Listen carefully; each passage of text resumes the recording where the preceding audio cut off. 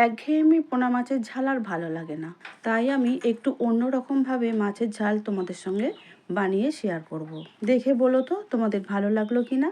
পেঁয়াজ কলি দিয়ে একটা রেসিপি করে দেখাবো।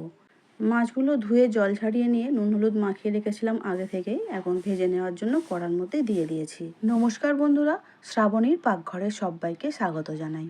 আশা করি তোমরা সবাই ভালো আছো, আমিও খুব ভালো আছি। মাছগুলো সুন্দর করে ভাজা হয়ে গেছে, একটা প্লেটের মধ্যে তুলে নিচ্ছি। কাছের বা দূরে, দেশ বা দেশের বাইরে যে বন্ধুরা এই মুহূর্তে ইউটিউব চ্যানেল থেকে আমার ভিডিওটি দেখছো, শ্রাবণীর পাকঘর চ্যানেলটির সঙ্গে সাবস্ক্রাইব করে থেকে যাওয়ার অনুরোধ রইল।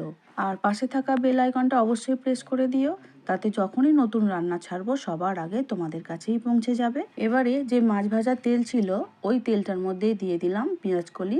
পেঁয়াজকলিগুলো দেবার পরে কিন্তু প্রথমেই খুব ভালো করে ভেজে নিতে হবে আমাদের। যদি খুব ভালো করে ভাজা না হয় তাহলে পেঁয়াজকালির সেই টেস্টটা কিন্তু আসবে না, একটা অন্যরকম গন্ধ ছাড়বে, যেটা সবাই পছন্দ করে না।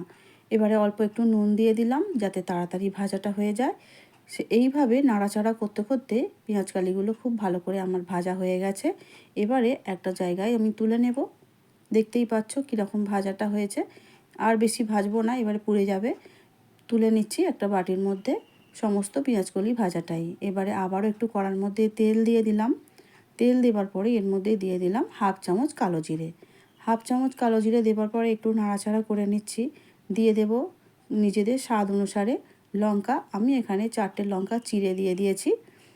লঙ্কাটাও একটু হালকা করে ভেজে নেবার পরেই দিয়ে দেব কেটে রাখা টমেটো কুচি। টমেটো কুচি দেবার পরে দিয়ে দিচ্ছি স্বাদ অনুসারে নুন। টমেটোর মধ্যে নুনটা এই কারণে দিলাম যাতে টমেটোটা তাড়াতাড়ি খুব ভালো করে গলে যায়, সেই জন্য নুনটা আমি স্বাদ মতো দিয়েই দিলাম। নুন দিলে যেহেতু টমেটোটা খুব ভালো তাড়াতাড়ি ভাজা হয়ে যায়, সেই জন্য আগেই আমি পুরো নুনটাই দিয়ে দিলাম। এবারে দিয়ে দিলাম হাফ চামচ হলুদ গুঁড়ো। হলুদ গুঁড়ো দেওয়ার পরে আমি দিয়ে দেব একটু স্বাদ অনুসারে লঙ্কা গুঁড়ো, অল্প একটু দিয়েছি যাতে কালারটা ভালো হয়। এবারে দিয়ে দিলাম বেশ অনেকগুলো কারি পাতা। টমেটোর সঙ্গে কারি পাতাটাও বেশ ভালো করে ভেজে নিতে হবে। আর মাছের ঝালটা কিন্তু দুর্দান্ত লাগে এইভাবে কারি পাতা দিয়ে টমেটোর মাছের ঝাল হলে।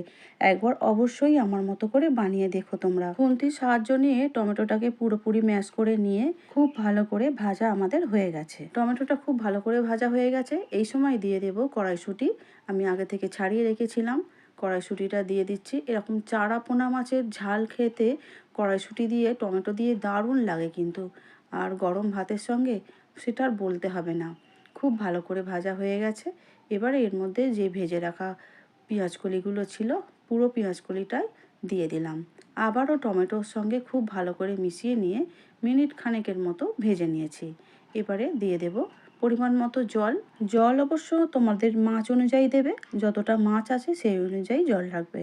আর অবশ্যই কেমন ঝোলটা থাকবে, কতটা গ্রেভি থাকবে নিশ্চয়ই বুঝতে পারবে মাছটা দেওয়ার পরে, সেই অনুযায়ী। এবারে জল দেওয়ার পরে দেখতেই পাচ্ছ খুব ভালো করে ঝোলটা ফুটে উঠেছে। এই সময় ভেজে রাখা মাছগুলো আমি ঝোলের মধ্যে দিয়ে দিচ্ছি আর খুন্তির সাহায্যে একটু ভালো করে নাড়াচাড়া করে মিশিয়ে নিচ্ছি। 3 থেকে 4 মিনিট খুব ভালো করে ফুটিয়ে নিয়েছি। আর পেঁয়াজকলিগুলো আরও ভালো করে সিদ্ধ হয়ে গেছে, কড়াইশুঁটিও সিদ্ধ হয়ে গেছে। এবারে মাছটা একটু ঘন ঘন গায়ে গায়ে লেগেই আসছে, দেখতেই পাচ্ছ। আর কিন্তু ঝোল আমি মারবো না, এরকমভাবেই রেখে দিচ্ছি। রেডি হয়ে গেল আমাদের কারি পাতা, পেঁয়াজকলি, টমেটো দিয়ে চারা রুই মাছের ঝাল। এখন একটা সার্ভিং প্লেটের মধ্যে তুলে নিয়েছি। দেখতে যেমন সুন্দর হয়েছে মাছের ঝালটা, খেতে কিন্তু ততটাই সুন্দর হয়েছে। একবার অবশ্যই তোমরা বাড়িতে বানিও। আর আমার ভিডিওটা কেমন লাগলো অবশ্যই একটা কমেন্ট করে জানিও। আজ তবে আসছি, দেখা হবে অন্য দিন অন্য ভিডিও নিয়ে। সবাই খুব ভালো থেকো।